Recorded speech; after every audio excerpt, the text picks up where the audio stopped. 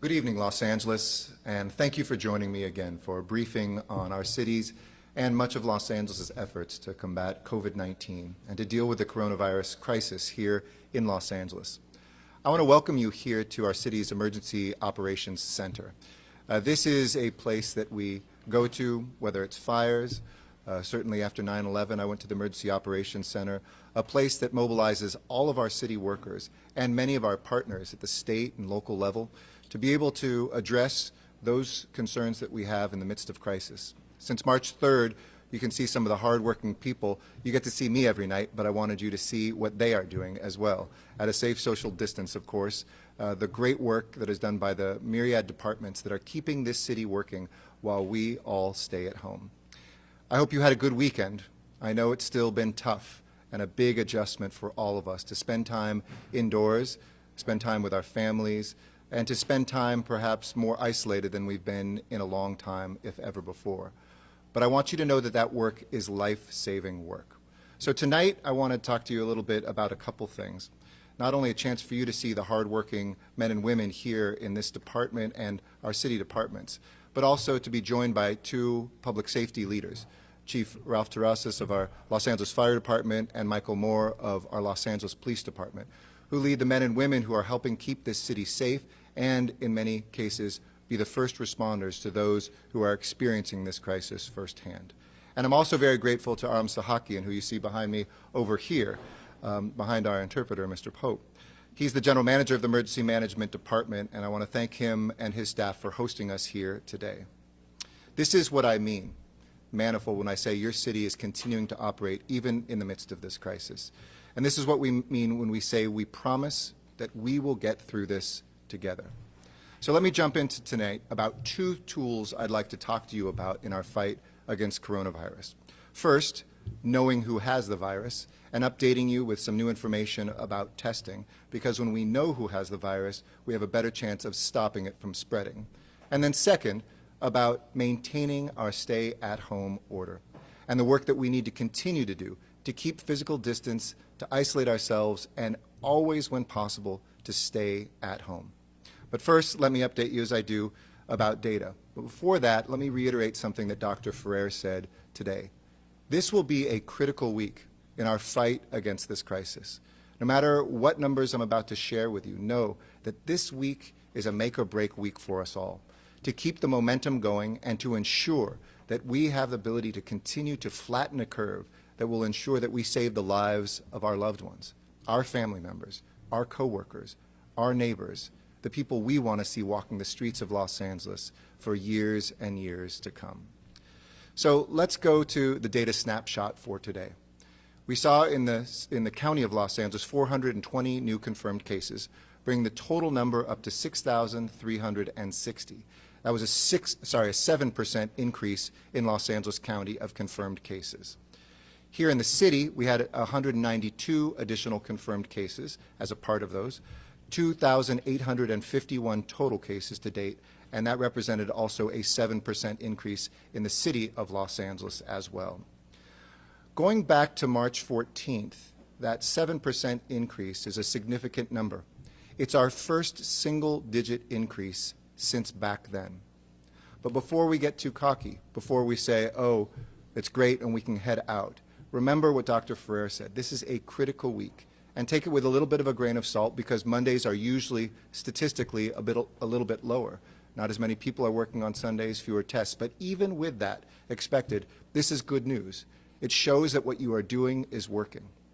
I also want to keep you up to date with the deaths that we saw, because this is for all of us. No matter how much we can look forward to good numbers where our rate of increase continues to go down, every death stops us in our tracks. Because it's not a number, it's a person. Someone who someone here or groups of people loved, knew, part of their families and part of their communities. Today in Los Angeles County, unfortunately, we had to add 15 new fallen to our list, making it 147 Angelenos who have perished because of the coronavirus. This is an 11% increase. And as we see, these numbers will continue even as we see cases potentially come down. You might have also heard in the news, but if you didn't, I wanted to share with you two projections that came from one of the best places that is modeling what we can expect in coming weeks, from the University of Washington. They revised their national projections today, and instead of 32,000 ventilators, for instance, needed in the coming weeks, they said that it might be as low as 19,000. ICU beds, which had just 4 days ago been predicted to be at 40,000 in terms of the need, has now been revised down to 30,000 ICU beds. And overall, the 262,000 additional beds that they were projecting just 4 or 5 days ago, they put at 141,000 beds. This is still a huge task for Los Angeles and our area hospitals, for California, and for this entire United States of America. But the point is not to pat ourselves on the back. It's to give you the latest and the best information to make sure that we continue to physically distance. One of the biggest changes is that the University of Washington now assumes that physical distancing will continue. That doesn't just happen because mayors or governors say to do it. It happens because you do it. So these numbers, these projections literally are in your hands. To see the number of lives that we could potentially save with these lower numbers, the fewer hospital beds and ventilators that we have to expand and find, this is in your hands. Here in California, it showed that there are 11 people being hospitalized for every death. Compare that to in New York, where there's 4 people being hospitalized for every death. That was good news in California, and it may reflect also that in New York there are so few beds that only the people admitted are the ones who are closest to death. But nevertheless, it shows that what hospitals are doing, and I want to thank all of our hospitals and all of our healthcare providers in the County of Los Angeles, who we've been working with to try to expand those hospital beds. And we've seen some good numbers. Today, 1,616 available beds, including 318 available ICU beds, and 1,012 available ventilators. This is even as, you'll hear from the chief, more transports and more people have been coming into hospitals. We've seen that capacity grow. So we're growing capacity more quickly than patients are coming in by a little bit, but we cannot let up. Unfortunately, the study projection from Washington showed a sharper peak, even if it's coming sooner, with cumulative deaths of 81,000 nationwide. It's a staggering number. When you think about 81,000 Americans who will perish, and because it's coming sooner, it means that it will be sharper as well, higher numbers of dead sooner. The reality of these surges means that we have to do everything we can to build capacity. But I want to thank also Governor Newsom for recognizing this is a fight across America, and sending some of the ventilators that we have while we're waiting for our peak to come to New York and to other places that need them right now to save lives. And anything that we can do to aid in that effort, we will do to support that as well. In this moment of crisis, we need all the help that we can get, and we're giving all the help that we can offer. And that's why we're planning for this peak, one that we haven't hit yet. And why we're partnering with our state and federal counterparts, the USNS Mercy, who's in port here in Los Angeles, why we're working with the medical community hand in glove to expand beds and spaces as well. It's one of the reasons that we're working with CAL FIRE and the California National Guard to stand up what is now called a medical relief center at the Los Angeles Convention Center. We already have 250 beds up and running. Thank you to the National Guard for helping us set that up. Thank you to US HHS for sending that mobile hospital. And we hope to start admitting patients by the beginning of next week, providing, again, more space and more places for patients, medical patients in Los Angeles to be, so that we can deal with the oncoming COVID-19 cases. We pray that these beds will not be needed, but we fear that they will be. And it's great to have them in place and to have the convention center where we can expand that capacity as well.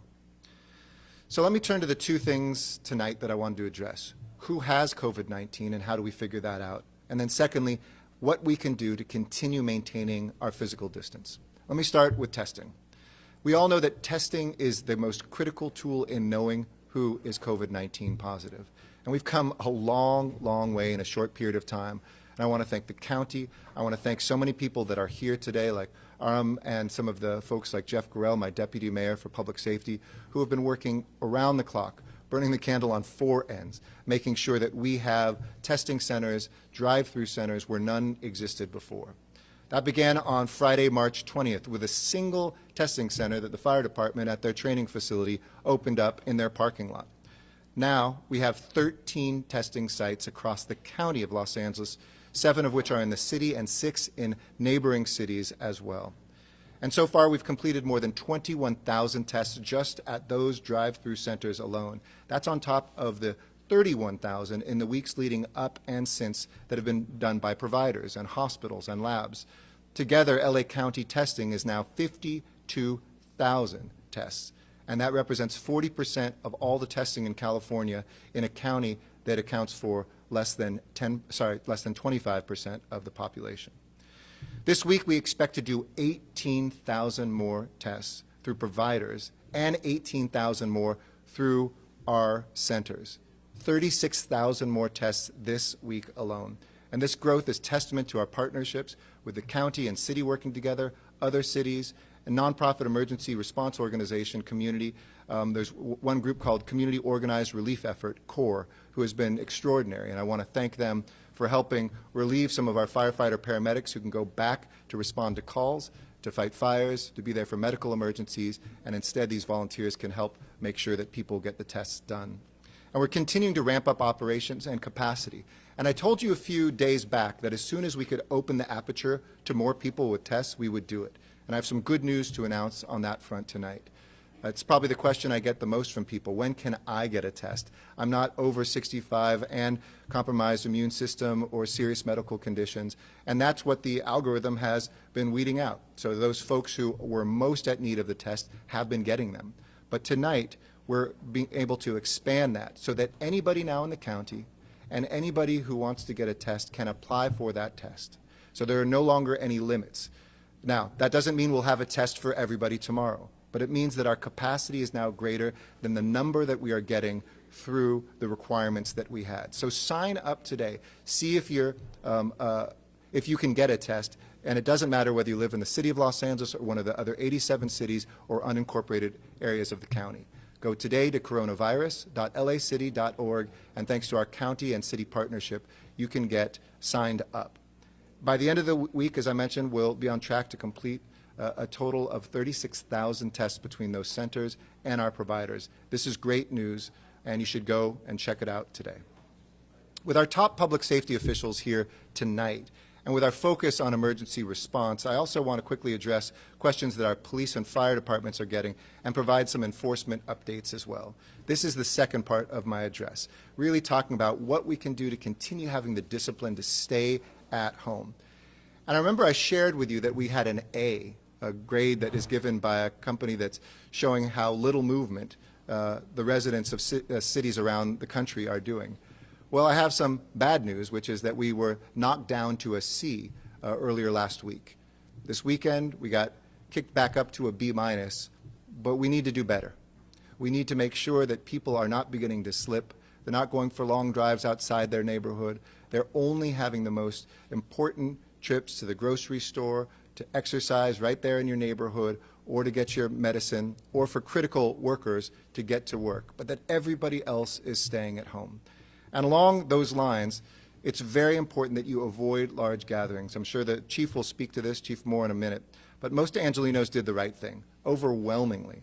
But now is not the time for a house party. Please don't put your lives at risk or other people's lives at risk by going to gathering, because we have gotten reports of those in the city. That will literally kill people. It could kill you or somebody that you love. The Loyola Marymount poll that I've mentioned before, which has now polled more than 1,500 LA County residents and should be ready in about a week's time, I wanted to share a little bit of that information. It showed that while 90% of us are abiding by this the right way, 10% are still leaving home, quote, whenever they want, and 5% to socialize. This is not a time to be socializing. Socializing could kill someone. And don't think that you can just leave whenever you want. We have strict recommendations, and our order only allows critical business workers and those critical trips. You can exercise in the neighborhood, but otherwise, please stay home. And if you think that your household is immune to this, we also saw in that poll that now 50% of households either have somebody with a serious medical condition and or compromised immune system and or somebody over 65. In other words, the most vulnerable people are in 50% of the households. And so you going out and coming home and thinking everything's okay may kill one of those loved ones that lives in your house. And I think a lot of people think this is still an elderly person's disease. But if you look at the county numbers, we have 34% of the cases are people 18 to 40, and 43% of them are 41 to 65. So together, you look at that, and that is 77% of cases are folks that are under 65.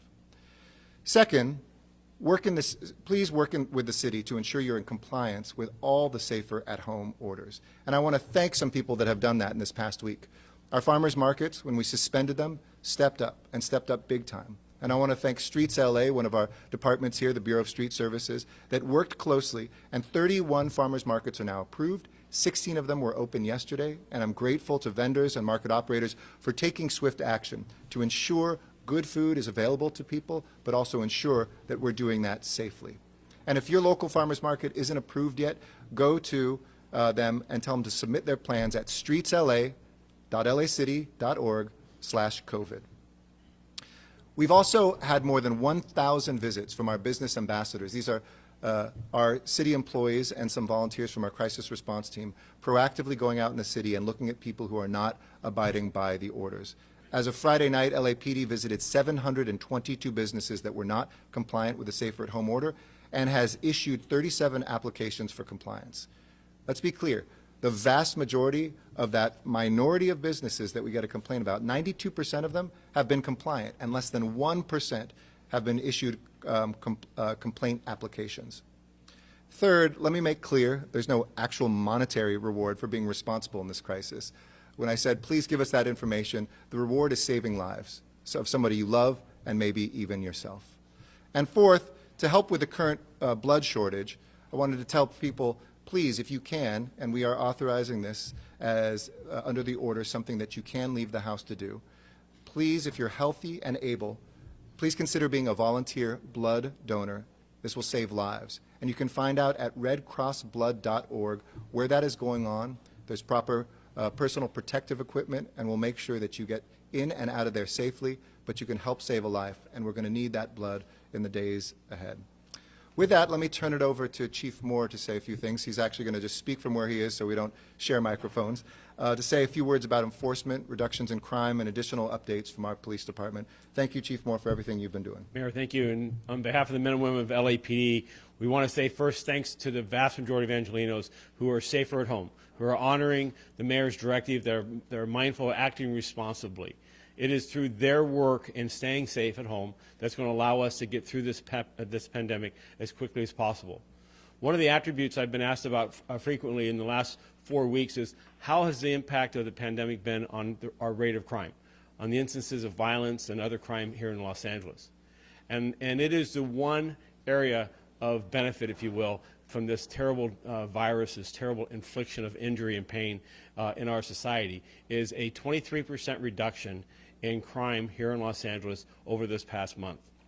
We've seen reductions in crime in nearly every category, with the exception of auto thefts, which is kind of an odd area, but violent crime, property crime, people staying at home in their neighborhoods, watching out for each other, and exercising social distancing is allowing us to have a safer city.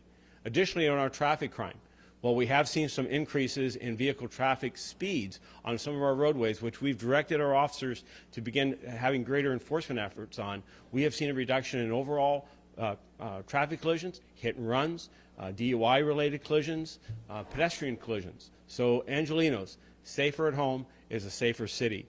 Now, as to one area that I saw in a newspaper account today, and one that we're particularly sensitive to, is because people are staying home and they're spending more time together, what does family violence look like? What is the instances of just the ability for people to get along in their household? And we recognize that in times of stress, in times of turmoil, that family violence can increase. I'm happy to say that to date, this past month, we haven't seen that increase actually manifest itself in reported crime. Family violence crime is actually down 11% from the same period last year. However, in an effort to ensure that people understand that while there's been a compromise to our ability to have front desk operations and for officers to be readily available to an individual in a face-to-face meeting, we want to hear from victims of violent crime. And family violence, there is no excuse with a pandemic or any other emergency to have to sustain that or endure it. This week we'll be calling together a number of victims advocates from the domestic violence advocate community to sit down and ensure through a virtual town hall what are the hotlines looking like? What are they hearing from people reaching out and asking for help and support? And we want to remind every victim, every survivor of family violence that we have a place for you.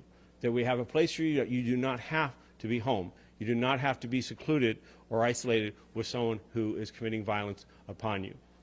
With that, Mayor, I'd be happy to, one last thing you asked me to speak about was the enforcement of people from non-essential and essential duties. And again, the vast majority of Los Angeles are showing their better angels. But to the 37 individual cases which we have filed a criminal complaint with the city attorney, we expect to see fines and criminal prosecutions for that. This is not just irresponsible, it's endangering not just themselves, their employees, but everyone else in that community. And I'm proud of City Attorney Fuhrer and his work and his prosecution of those individuals to holding them and bringing them to justice. And with that, I'll give it back to you. Thank you. Thank you very much, Chief, and thank you to the men and women who are serving us during this.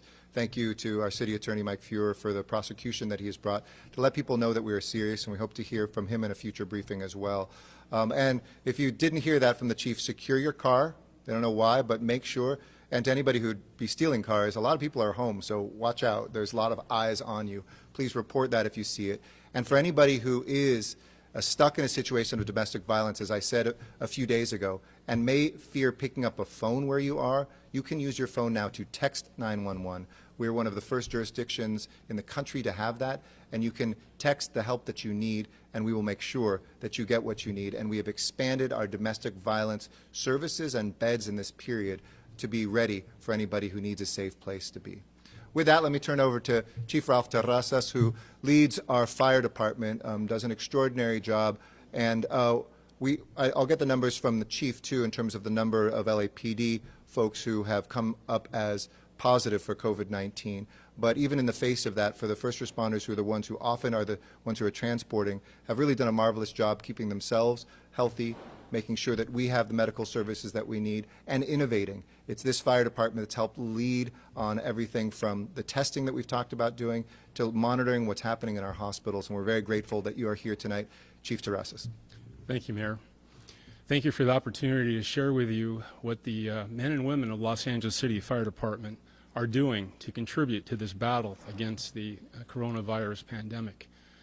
First of all, we've been tracking the number of coronavirus cases since January, and we've seen a steady increase in the trend of the percentage of 911 calls that we're transporting to the hospital.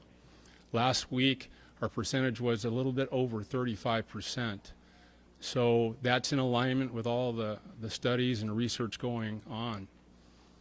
In terms of the state of the department, our staffing level is excellent. It's better than it's ever been.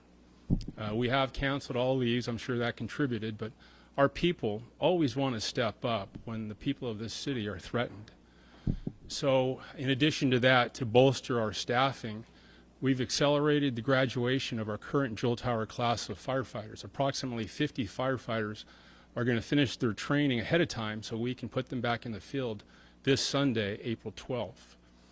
Now, in terms of our daily call load, we're seeing a trend of about 10% below our daily average. Our daily average is about 1,368 911 calls every day. So we're 10% below the average. In terms of patient transports to the hospital, we're seeing a decline in the range of 35 to 40%. And our theory is that people are reluctant to go to the hospital for obvious reasons. They're fearful of contracting the virus. So right now, that is actually helping us. We do anticipate that that trend will change in the coming days and weeks. The next area that we're involved with, let me talk about the testing. We have had 13 members of our department test positive, 12 sworn and 1 civilian. We've been very aggressively messaging our firefighters to learn to know that when you approach a patient, you have to assume everybody has a coronavirus ailment. So we have to wear the proper personal protective equipment. We've also done videos on frequent washing of the fire stations and cleaning twice a day. Twice a day we take temperature checks of all our firefighters. If their temperature is above 100.4 degrees, we send them home sick. We can't afford to have anybody spread the virus. In addition to that, in the testing area, we have been staffing the testing site since day one. Very proud of our people. It's something that we've never done before, but we realized we had to do this in order to protect lives and property. And our people have been amazing. But like the mayor said, we are anticipating we're going to need them in the future to staff ambulances and fire trucks. So I'm glad that we're transitioning out of that mission. Related to that, we have something today that is brand new. We've been working on it for a year and a half, and it was funded through Mayor Garcetti's Innovation Fund. That's our telemedicine program. And what that allows us to do is have doctors on our dispatch floor, so when a 911 call comes in, we can transfer that call to a doctor who can do a patient assessment. And they'll use FaceTime to look at the patient so they can do a visual assessment as well as ask questions. And today we've had, like I said, we launched for the first time. This morning I watched it in operation, and we had somebody call in who was worried about the symptoms of the coronavirus. They had all the obvious symptoms, so we communicated to that person to go to a testing site tomorrow. We did not have a dispatch. We did not have the threat of contaminating firefighters, contaminating hospital staff. We assisted in reducing capacity at emergency rooms. That will become more and more important as the days continue throughout this pandemic. So we've been doing a lot, and we're very proud of our people. We ask that you do what the mayor asked, to stay at home, use all safety precautions so that you don't have to dial 911. Thank you very much, Chief. I think you can all see why we're so proud of this fire department, how innovative it is, and its leader. I want to thank Dr. Eckstein, too, who has helped us with that telemedicine and our testing, as well as his counterpart, Dr. Kazan, at the county, who together have really worked to expand our testing capacity. I promised you the numbers, and the Chief whispered them to me, Chief Moore, about LAPD. Today there's 47 LAPD personnel of almost 13,000 that have tested positive, and 250 people are quarantined. That may be somebody who has somebody in the household, or they had been exposed to somebody who's been exposed but are not tested as positive. And thank you, too, to Chief Terrazas for really highlighting how we can help preserve medical resources by having good interventions at the beginning. And thank you to our police officers who are helping in a friendly way enforce, but are ready to be tough if necessary, any businesses that are not abiding by our safer at home order. A couple last things, and then we'll open to questions, and both the chiefs are available for questions, as well as Mr. Sahakian. But as we brace for what I know, I started with good news in terms of the number, and that's really credit to all of you, of coming down to a single-digit increase. But it's just one day.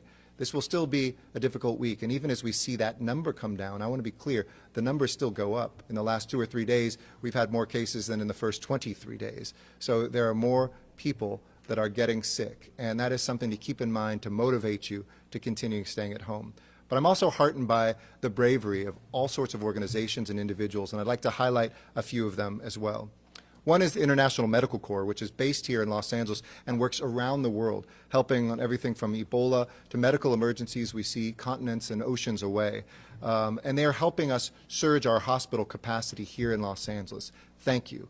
By deploying field medical units outside of County USC Hospital, Martin Luther King Community Hospital in Willowbrook, all of UCLA Medical Center in Sylmar, and with support from Providence St. Joe's Health, AbbVie, the Medtronic Foundation, and Martha and Bruce Karsh, they have come together to really use their expertise in the place that they are based out and usually leave from.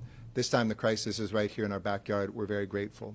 And I want to thank my colleague, Catherine Barger, and all the Board of Supervisors, Hilda Solis, who's been helping so much with making sure we have new hospitals open. But I want to thank Chairwoman Barger for her key role in securing these field units for the International Medical Corps. As chair of the Board of Supervisors, she has been an unwavering ally and a great leader in this as well.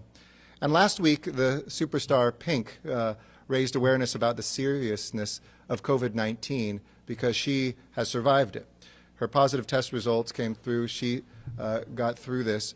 But that's not all she did. She didn't just share that very bravely. She also stepped up to support Los Angeles' frontline work to the crisis with a generous donation of $500,000 to the Mayor's Fund without anyone asking. So thank you, Pink. You're a true angel in the City of Angels, and thank you for helping those who are the least among us get food, get groceries, our healthcare workers to have childcare, have our seniors get meals. It's really extraordinary. And another extraordinary pillar of our community is the Weingart Foundation, who also stepped up with a $500,000 donation of their own. They've been with us for so many things, from the fight to end homelessness to help expand our Summer Nightlights program. But I'm very grateful that Weingart, under the leadership of my dear friend and their CEO, Fred Ali, once again answered the call when we needed help. And by supporting the Angelino campaign and the Mayor's Fund, led by Matt Johnson, Rick Jacobs, my wife, Amy Lane Wakeland, who I want to thank for all the calls she is making too. This is helping our neighbors who are experiencing extreme financial hardship. This has been so tough, and many people are not included in the federal help. So continue to give, and give generously by going to mayorsfundla.org. We know that physical distancing saves lives, but we know that we need more than just the help of slowing down coronavirus. We have to make sure we don't just save lives, but we try to preserve livelihoods as well.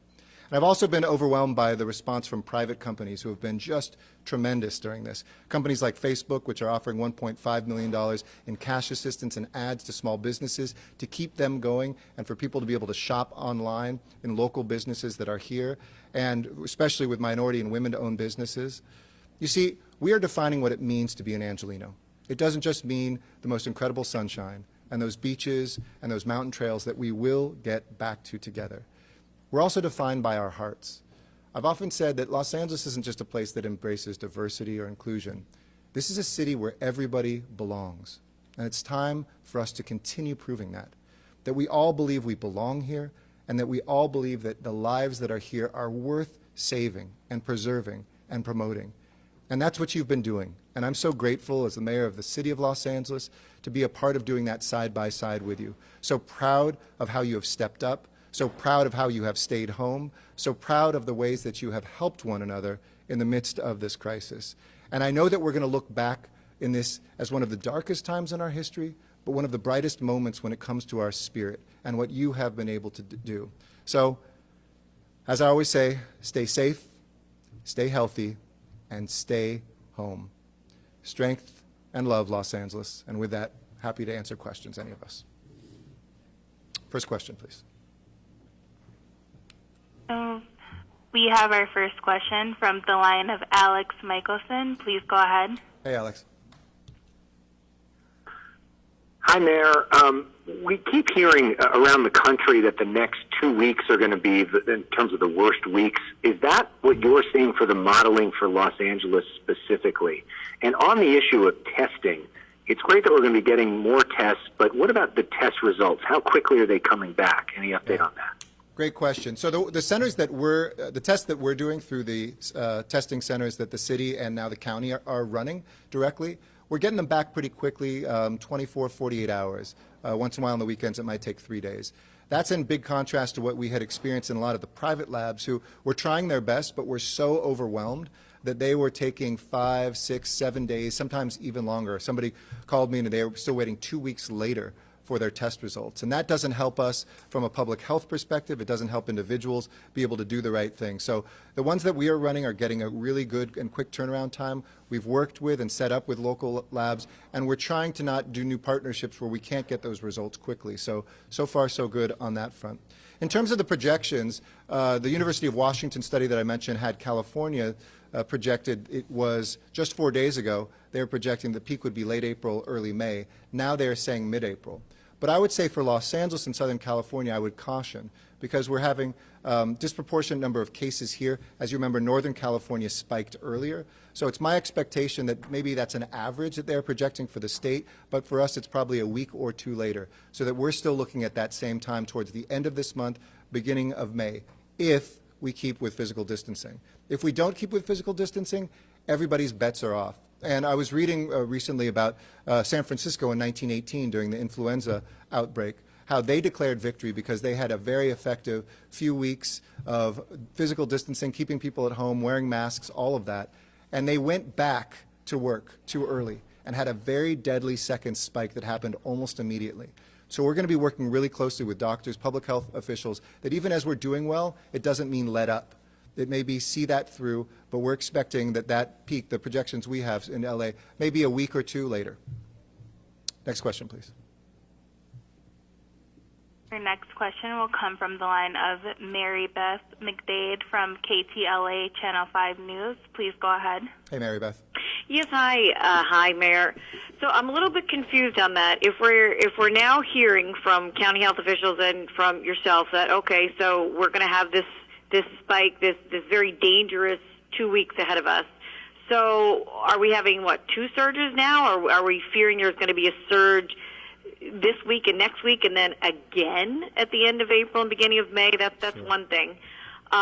Number 2, do we think if we keep following the protocols that are out there as far as social distancing and staying home, can we avoid a surge?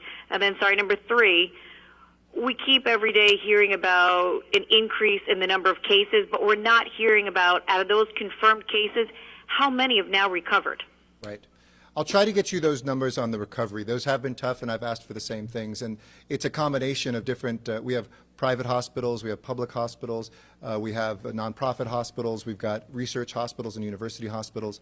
And I know that the county public health is trying to track that as close as they can. But I can't report that tonight in terms of the recoveries. And that's often, too, because we're getting, obviously, all the positives, but not always the negatives. And whether people, are at home with other symptoms, that's also tough to track. But I'll see if I can get that for you. In terms of the 2 things, there aren't 2 things. And I'll try to explain again. I said last week there's 2 things for us all to track.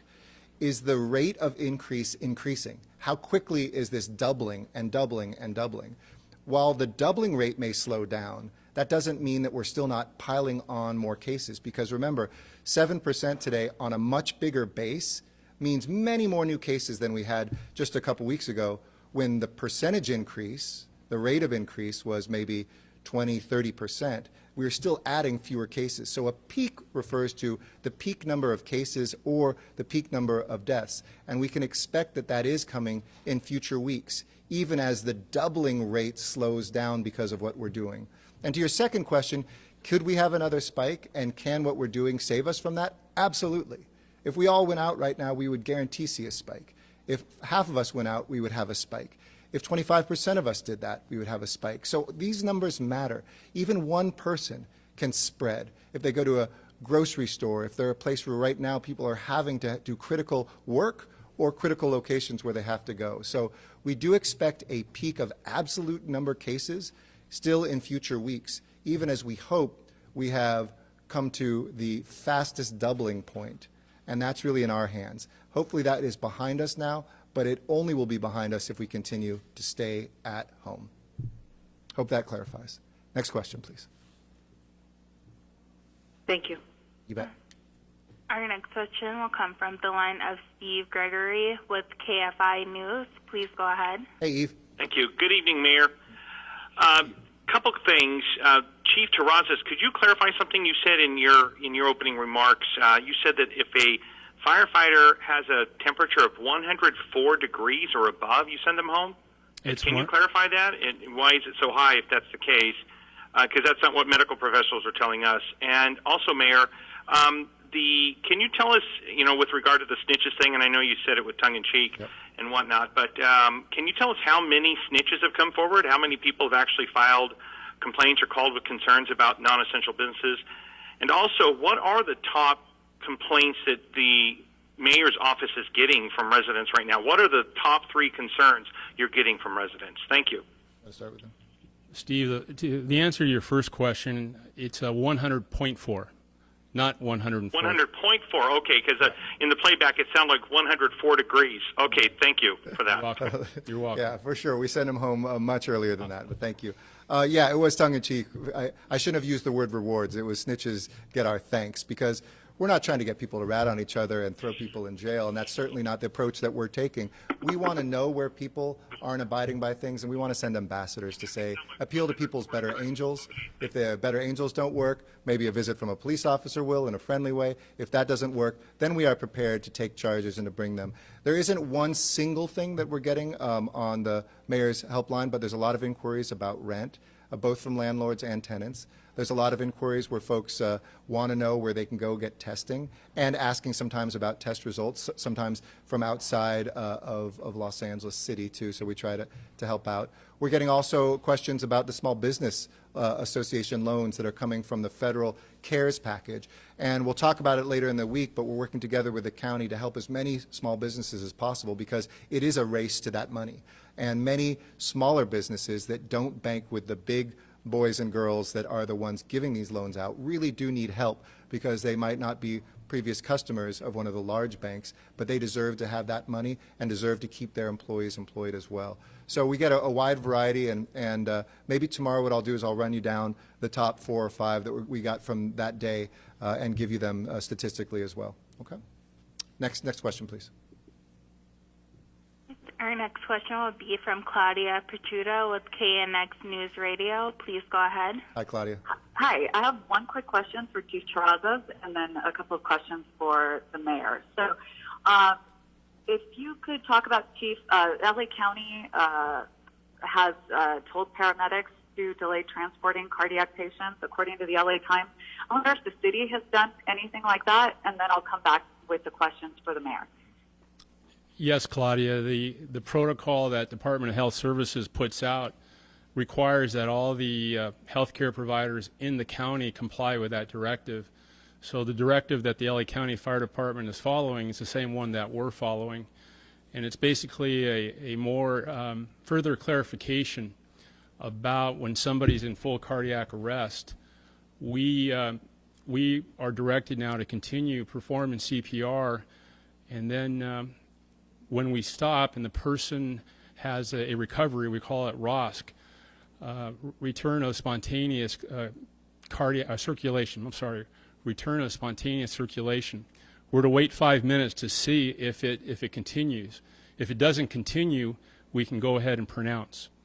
So we are following the same protocol. Okay. Sorry, it's really hard to hear you guys on the teleconference instead of the live stream when we're asking questions. So I think you finished answering. So a couple of questions for the mayor. Sure. You had talked last week about considering putting out an order requiring people to wear face coverings when they go out. I'm wondering what the status is on that. And also, if you could elaborate on your comments about considering restrictions to keep people within their neighborhoods. Sure. Let me start with the face coverings, and I've been consulting very closely with Barbara Ferrer, who is my guide on this. And let me say one thing about face coverings at the outset that worries her and that I want to amplify. When you have a face covering, you need to wash that at night when you come home. It's not something that you take on and off all the time and put down, because it can actually spread germs. If you put it on a counter, put it someplace safe, on your clothing. Don't just, put it on all the time. If you're jogging by yourself or biking by yourself, as she said, you don't need to have that. It should not be a medical mask. And be very careful about making sure that you keep it clean, whether that means buying a couple and switching them every day so you can wash one and dry it on the off day. It's very important to make sure that we use it properly, and it's properly used when you're going to be interacting with strangers to prevent your droplets from going towards them and reducing that incidence. So it's when you go to the grocery store, it's when you're going to be interacting with folks at the pharmacy, it's when you're going to find yourselves, if you're critical workers, in those situations where you may be able to spread this if you are a person that is asymptomatic but potentially a carrier of this. In terms of order on mandating that, we're still consulting with the county. I don't think we'll have an order for everybody. You've seen some places, Riverside and San Diego, look at that, but there's as many concerns, I think, that Dr. Ferrer has as positive benefits that could come, but we are looking at that in certain environments, and I think we'll have more on that in the coming day or two, potentially in those retail environments and other places where people still are. And then you had one other question. I think that was maybe the two, both on the face coverings. We'll text you and my team will tell me if I missed one. Next question, please. And our next question will come from the line of Leslie Marin with CBS KCAL. Please go ahead.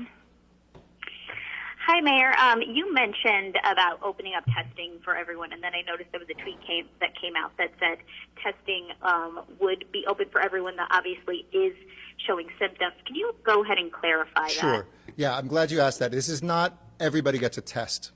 We're opening up the aperture, saying you're no longer restricted to only those who are 65 and older and or those folks who have pre-existing medical conditions or compromised immune systems. So now it is for folks with symptoms, and folks who will go through that will still be asked those questions. If you say, I don't have any symptoms, you're not getting a test right now. I'm going to be very clear about that. And we're hoping that there'll be blood tests and other tests that will help us in the future be able to see whether people have been carriers, et cetera. But right now, this is just for letting people know you don't have to live in the city. It can be anywhere in the county first. And secondarily, if you have some of those symptoms, you can then go through this and get a test, even if you don't fit into those categories. Okay? Thank you. We'll go to the next question. Next question will come from the line of Conan Nolan with KNBC TV. Hey, Please Conan. go ahead. How you doing? Hello, Mayor. Nice to see you. So one of the things you said earlier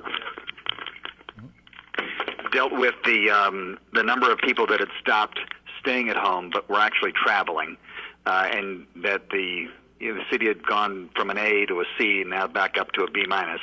Two things. I'm wondering if your office does any kind of analysis, or if there's any availability, any way to try to figure out why that is. And the White House Coronavirus Task Force and Dr. Deborah Birx had said that this is such a critical period, this week and next week, that she actually advised not to go to the grocery store. And I noticed that you said that was one of the reasons perhaps why you would leave your home. Could you just expand on that? Does that lend itself to this week not being as critical here as it may be nationally? No, I think it still is a critical week. Wherever you can, please don't go out. If you can order groceries in, if you can do things. We are advising whenever possible. It's not a necessary trip out should only be if it's a necessary trip out. If there's any other way to stay at home, please stay at home. Claudia, I remember your other question. I'll link it into this, which is whether or not we'd ask people just to stay in their own neighborhood. We can't yet do that, nor do we have an enforcement mechanism, nor are we a country where, thankfully, we monitor people's cell phones and where they're at all the time, and I don't think we're going to do that anytime soon. But it's through public education and our public health directives that are encouraging people, don't drive across town to go exercise. Please stay where you are, walk around the block, even if it means walking many times, because we want to try to contain that motion. Where we went from an A to a C to now a B minus, it wasn't because so many people have started to slip, but other places are doing it even better. We need to make sure that, as we saw in the LMU poll, that the 5% that think they can go out to socialize, you cannot. You are not permitted just to go out and socialize. The 10% who say, I go out whenever I want, use some discretion. Maybe not doing that in a bad way, but you kind of think, well, as long as I'm not working, I'll go out whenever I can. Limit those trips, because any outside exposure can have the possibility of spreading this. So we're really emphasizing that this coming week. We're not telling people don't get food or don't go to the grocery store. That is not our advice here. And that's based on what we get from our Los Angeles County Department of Public Health. But in this, the more times we are able to exercise that discretion, the better chance we have of this being shorter. And as I've said, the deeper we do this and the shorter it is, then the sooner we can go back to life as we knew it. The more slippage we have and the longer it takes means that this will last even longer. Thank you. Next question. Thank you. We do have a follow-up from the line of Claudia. Please go ahead. I think I remembered it. So is that good, Claudia? I just wanted to ask if there will be any immunity testing happening in Los Angeles, as far as you know. Any what kind of testing? Say that again. Any immunity testing, like some of the stuff that's happening up north, Stanford? Sure. The testing at Stanford, we have some universities doing that here. Folks are waiting to get blood tests that are reliable. It is absolutely something that we are looking at. It's not ready for prime time. I think sometimes we hear the reports and people say, well, why can't we start that tomorrow? We have to make sure the tests are right, that there's not false positives, which a lot of the early ones had, and that they are scaled up. The first 50,000 blood tests that some were talking about, antibodies, were already, and reasonably so, going to the East Coast. So it will still be some weeks of time before that would even be ready to be available. But I do hope that we will have the medical, not only technology, but the ability to go out and to see who has had COVID-19, who didn't get tested. Because there is the suspicion a lot of people may have carried this, may have the antibodies, and may be better prepared to go back to work earlier.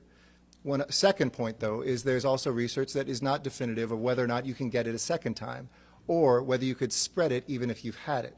So, of course, we would want to make sure that we get a little bit more direction on that so that people couldn't, even if they weren't going to contract it again, weren't spreading it, or putting people in danger to get it a second time. So we're still a ways off. That testing that's going on is really academic testing and medical testing to see how we can accelerate this, but it's going to be a little bit. Thanks, Claudia. Next question. Do we have another question? Next question, please. All right, our next question will come from the line of Elizabeth Chu with LA Daily News. Please go ahead. Hi, Liz. Hi, Mayor.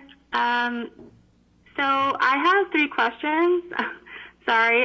So I first wanted to ask you about the supplemental paid sick leave ordinance, and since the deadline is tomorrow for you to sign it, I wanted to see whether you're planning to sign it and why you have held off on signing it so far.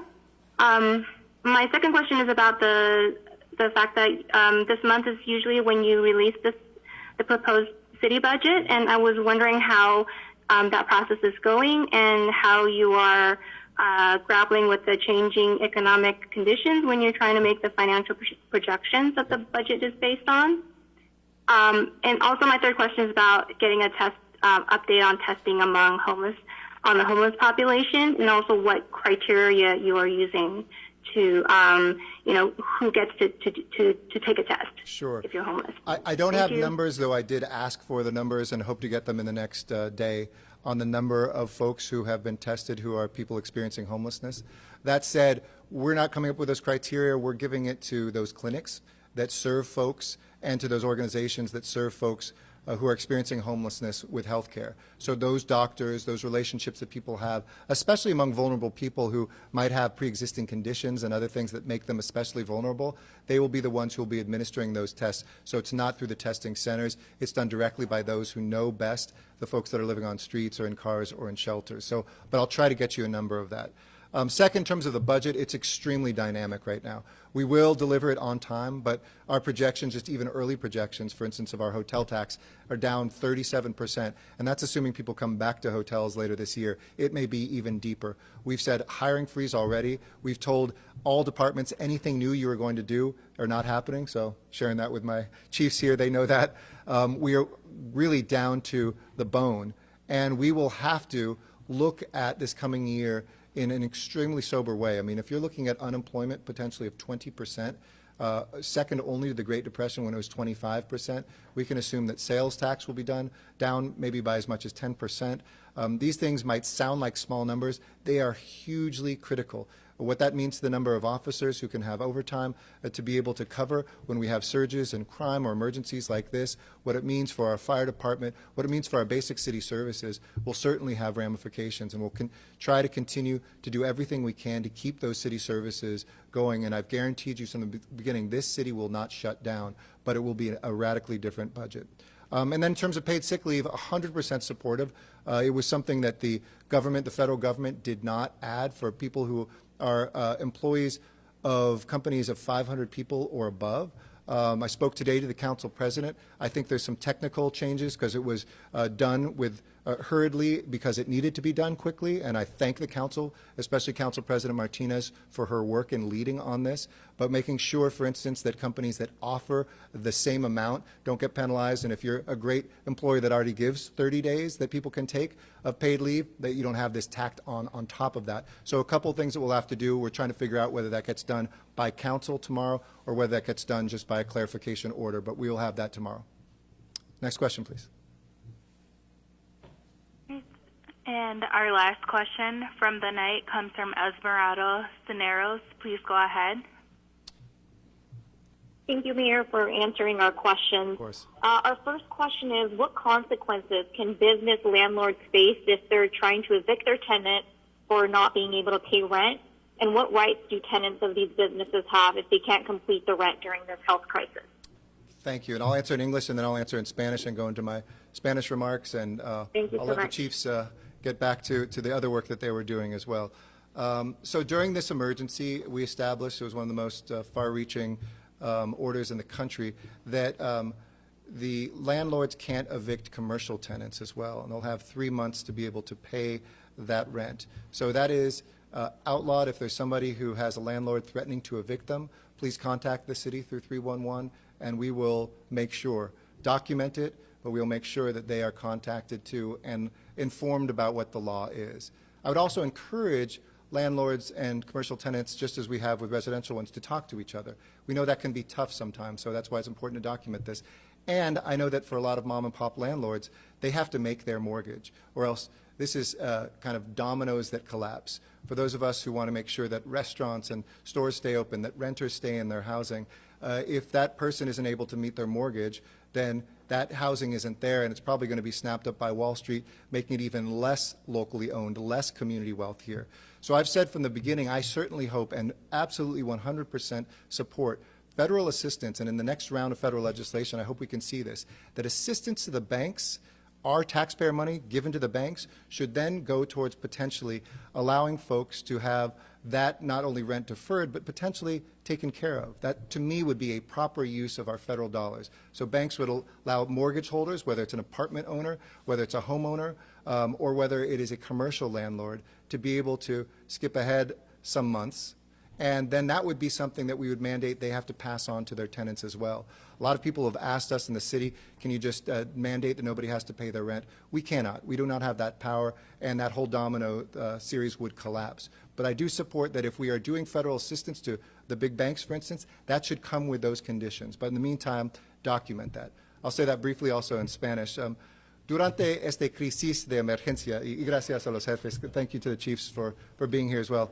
Durante esta crisis de emergencia, los propietarios no tienen el derecho de desalojar a cualquier inquilino residencial o comercial por no poder pagar la renta debido a circunstancias relacionadas al COVID-19. Es importante documentar la conexión a COVID-19. Después de esta crisis, inquilinos tendrán 3 meses, inquilinos comerciales tendrán 3 meses para pagar la renta que deben, y los inquilinos residenciales 12 meses. Con yo tengo unas palabras. Muchísimas gracias por venir aquí esta noche. Muy buenas tardes a Los Ángeles. Y hoy los saludo desde nuestro centro de operaciones de emergencia, donde unimos a todos nuestros departamentos municipales durante una crisis. Estoy orgulloso de estar con 2 líderes de nuestra respuesta de emergencia, y gracias a ellos, el jefe de policía Michael Moore y el jefe de bomberos Ralph Terrazas. Ellos han regresado a su trabajo, pero gracias a ellos y sus oficiales y bomberos en la ciudad por su trabajo heroico.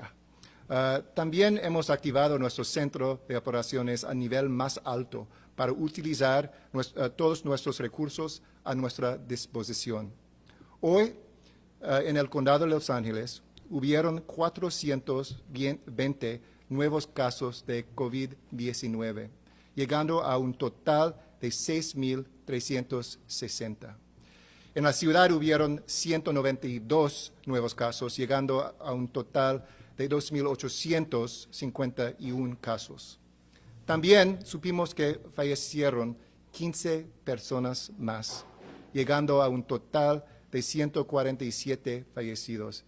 Nuestros corazones están con las familias de los fallecidos esta noche. Estos números son un mejoramiento del pasado. Este es un aumento solamente de 7%. Y estas es buenas noticias, pero necesitamos continuar nuestras acciones para continuar estas estadísticas buenas también. Y nuestros hospitales ahora tienen 1,616 camas disponibles. Estas es buenas noticias también, incluyendo 318 camas en cuidado intensivo y 1,012 respiradores disponibles. Este es un mejoramiento también, y gracias al trabajo de nuestros hospitales y nuestra comunidad médica por sus acciones increíbles. Nos estamos preparando para la cima, aunque no hemos llegado a ese punto todavía. Las pruebas de detección son críticas en nuestra lucha. En la ciudad de Los Ángeles ha trabajado para ampliar el acceso a pruebas gratis lo más pronto posible. Ahora tenemos 7 sitios dentro de la ciudad y 13 sitios total en el condado. Hasta ahora hemos hecho 21,000 pruebas en estos centros. Hoy estoy anunciando que efectivo inmediatamente cualquier residente en el condado de Los Ángeles con síntomas puede registrarse para una prueba de detección. La prioridad todavía será para las personas más vulnerables, pero ya no estamos limitando las pruebas a solamente estas poblaciones. Estamos en camino para hacer 30,000 pruebas para la final de esta semana. Y por favor, visita la página coronavirus.lacity.org para hacer una cita. Ahora quisiera hablar de algunos temas de seguridad. Mientras muchos cumplieron con la orden este fin de semana, otros no lo hicieron. Este no es el tiempo para tener una fiesta. No gasten nuestros recursos de policía y no pongan a sus vidas en riesgo. Segundo, le agradezco a los mercados agrícolas por tomar acción inmediata para continuar a servir al público durante esta crisis. Ahora tenemos 31 mercados aprobados para operar y 16 estuvieron en operación ayer. Gracias por sus acciones. Tercero, no estamos ofreciendo dinero para personas que reportan a la gente que no está siguiendo nuestras órdenes. La recompensa es aplanar esta curva y salvar vidas, quizás la suya. Y finalmente, si puedes, por favor, piense en donar sangre para salvar vidas. Pueden visitar la página redcrossblood.org para más información. Estamos preparando por el aumento de pacientes que llegará a nuestros hospitales, incluyendo agregando más camas de hospital para pacientes. Por eso, estamos trabajando para abrir un centro de alivio médico en el centro de convenciones en Los Ángeles. Ya tenemos 250 camas en la sala sur y esperamos aceptar pacientes al principio de la semana que viene. Y gracias a todos los miembros del equipo, las parejas estatales del condado, la Guardia Nacional y otras que son parte de este equipo increíble. Los pacientes en este centro de alivio médico serán referidos por hospitales locales y recibirán una prueba de COVID-19 antes de ser admitidos. Estamos agradecidos al CAL FIRE y al Estado de California por proveer los recursos y personal necesarios para que podamos operar este centro.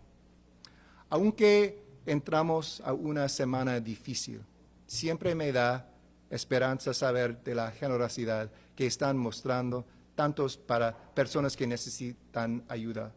Por ejemplo, de Pink, de organizaciones como la Fundación Weingart y otras que son parte de generosidad a nuestras familias que necesitan ayuda y dinero. Por favor, visita la página mayorsfundla.org para donar si puedes para ayudar a nuestras familias trabajadoras en Los Ángeles. No hay duda que estos días son muy difíciles, pero yo tengo confianza que cuando ya ha pasado todo, podemos tener orgullo de cómo nos unimos durante esta crisis. Quédense protegidos, quédense en buena salud, quédense en casa. Mucha fuerza y mucho amor, Los Ángeles. Thank you so much, and we'll see you again.